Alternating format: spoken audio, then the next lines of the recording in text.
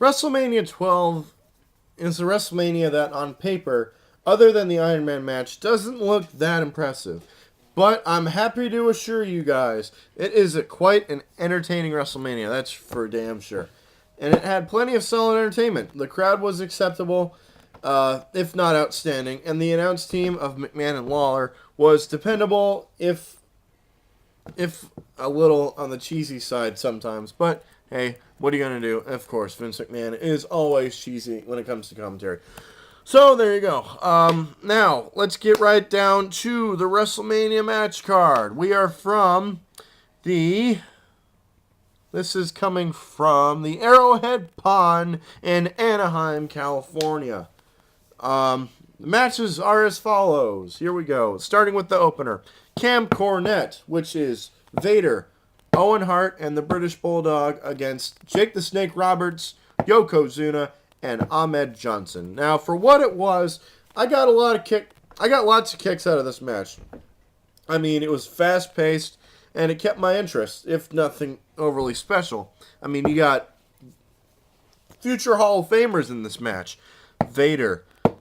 All of these guys are future Hall of Famers. Oh, I don't know about Ahmed Johnson, but still. It was still awesome to see 6 awesome Hall of Fame wrestlers go at it. The crowd would pop like crazy when Yokozuna wailed on Vader, or when Jake called for the DDT. But either way, Camp Cornette wins when Vader splashes Jake the Snake and gives Jake the Snake the Vader bomb. Now we get the debut, WrestleMania debut of the Ringmaster. That's right, a.k.a. Stone Cold Steve Austin.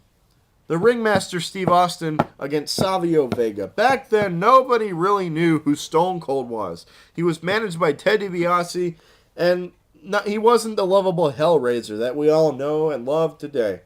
But you can certainly get a glimpse of his potential back then.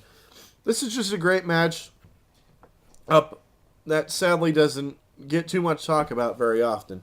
And rightfully so, because the next month, where they had the, I believe it was the strap match at the In Your House pay-per-view, that one was a lot better. But due to all the hype around the Iron Man match, this one often gets neglected. It has everything you want in a match. Steve wins when he whacks Savio over the head with the $1 Million Championship, and then hits the $1 Million Dream. No Stone Cold Stunner, but yeah, it is what it is. Now we get to probably one of the worst matches I've ever seen in a WrestleMania history. Triple H, Hunter Hearst Helmsley against the Ultimate Warrior. A huge pop for Ultimate Warrior. I don't know why, but it was a huge pop. I thought so anyway. It's pretty obvious. Yeah, it's pretty obvious. It amused me to see Triple H get to his demise so quickly here. I mean, Warrior no-sells a freaking pedigree. When he gets dropped on his head, he pretty much no-sells it, and it's ridiculous.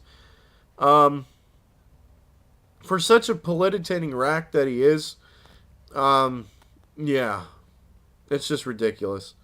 Warrior wins with the Warrior splash, his padded slash. It's ridiculous.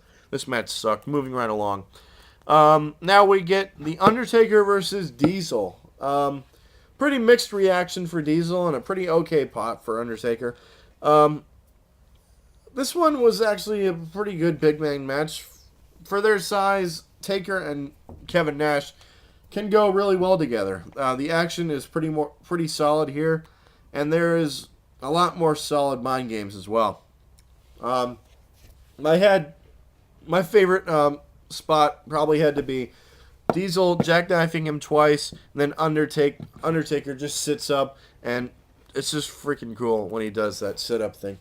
And Taker wins by tombstone, so there you go.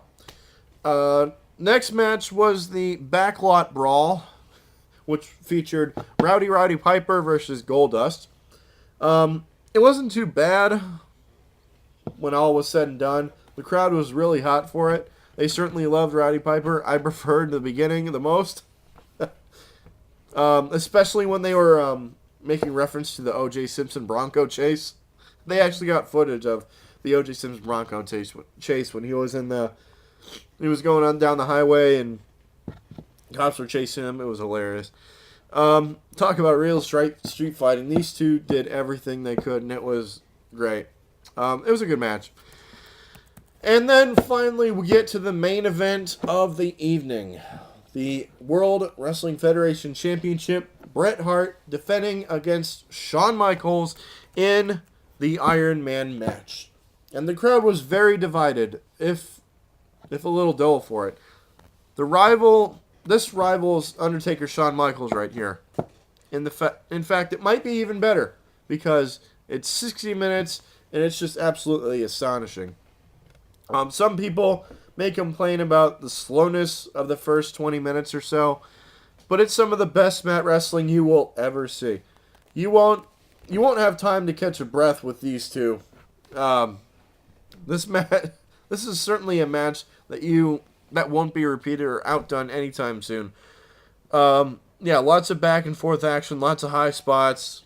Bret Hart supposedly wins in the final seconds. He tapped out. No, he didn't. They had to come back and restart the match. HBK wins with a sweet chin music. 1, 2, 3, sudden death. And the boyhood dream has come true for Shawn Michaels, capturing his first WWE Championship. Overall, WrestleMania 12 is a very good WrestleMania. Just like WrestleMania 11 for its low budget, it managed to overcome the odds and retain one of the better WrestleManias in WrestleMania history. Bret Hart versus Shawn Michaels, in my opinion, and a lot of others, defines the term WrestleMania. The other matches themselves, most of them, anyway, are pretty well worth it. All right, out of 10, I'm going to rate WrestleMania 12 a 7.5 out of 10. Best match easily is Bret Hart versus Shawn Michaels. Worst match easily Ultimate Warrior versus Triple H. So that's WrestleMania 12. Coming up next, WrestleMania 13.